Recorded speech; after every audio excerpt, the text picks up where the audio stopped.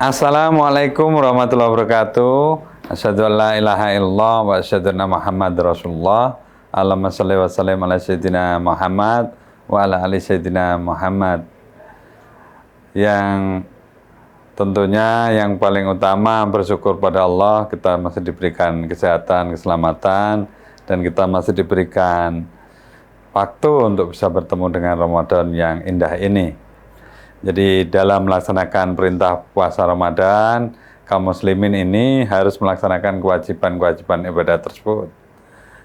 Termasuk tentu saja menjaga diri dari hal-hal yang dapat membatalkan puasa.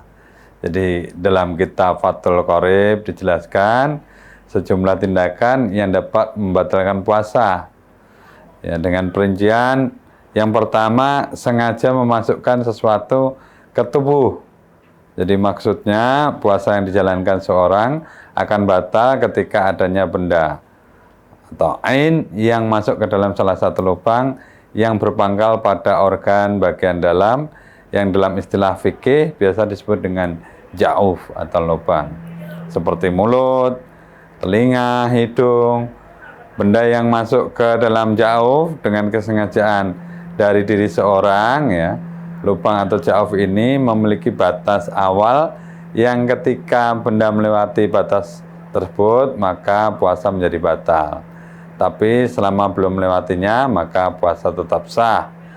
Dalam hidung, batas awal adalah bagian yang disebut dengan pangkal insang yang sejajar dengan mata. Dalam telinga yaitu bagian dalam yang sekiranya tidak terlihat oleh mata. Sedang dalam mulut, batas awalnya adalah tenggorokan.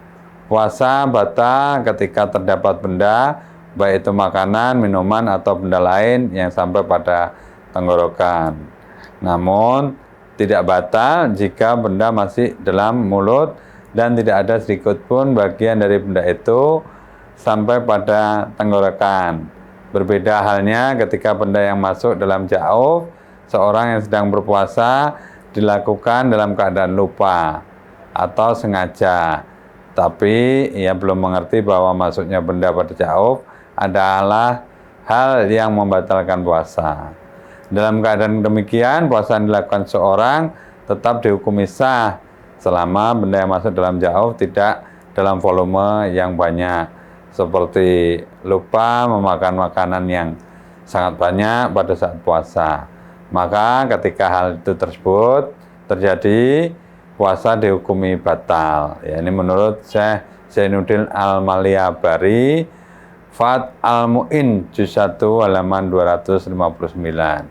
Yang kedua yang membatalkan puasa adalah memasukkan obat ke dalam alat kelamin atau anus. Hal ini yaitu berobat, mengobati dengan cara memasukkan benda, obat atau benda lain pada salah satu dari dua jalan, yaitu alat kelamin dan anus.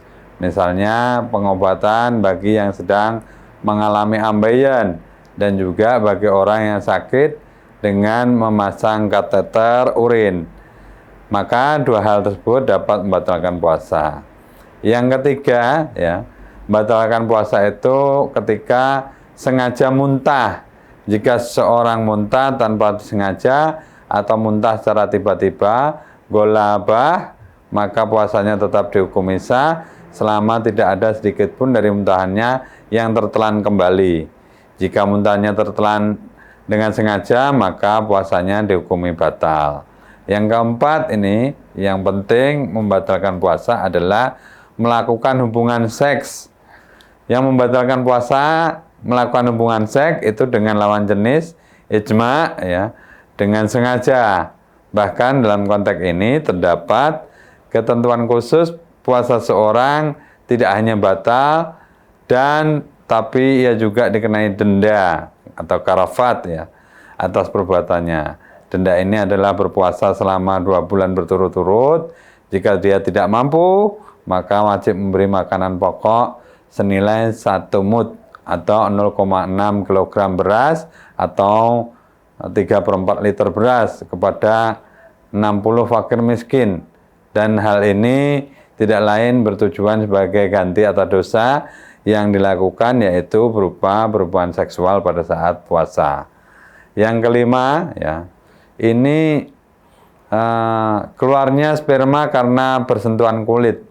Ya, jadi mani atau sperma keluar akibat onani atau sebab bersentuhan dengan lawan jenis tanpa adanya hubungan seksual.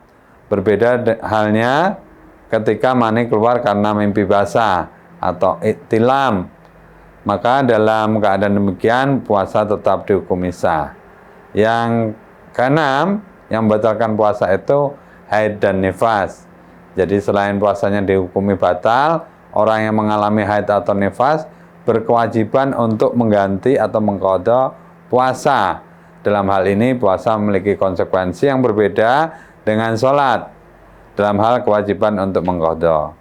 Sebab dalam sholat orang haid atau nifas tidak diwajibkan mengqadha sholat yang tentunya ditinggalkan pada masa haid atau nifas. Yang ketujuh, ini membatalkan puasa itu ketika gila. Ya, jadi gila ini terjadi pada seorang di pertengahan melakukan puasa, maka puasa yang dijalankan dihukumi batal.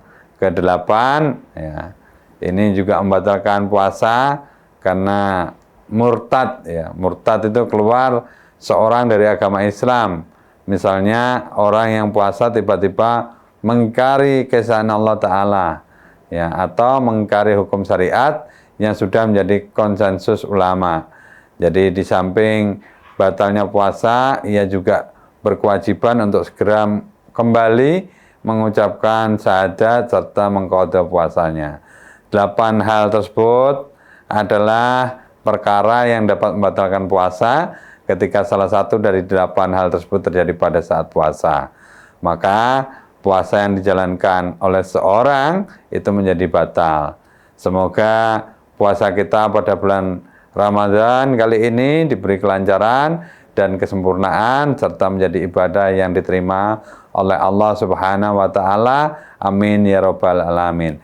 Terima kasih. Billahi taufiq wal hidayah. Wassalamualaikum warahmatullahi wabarakatuh.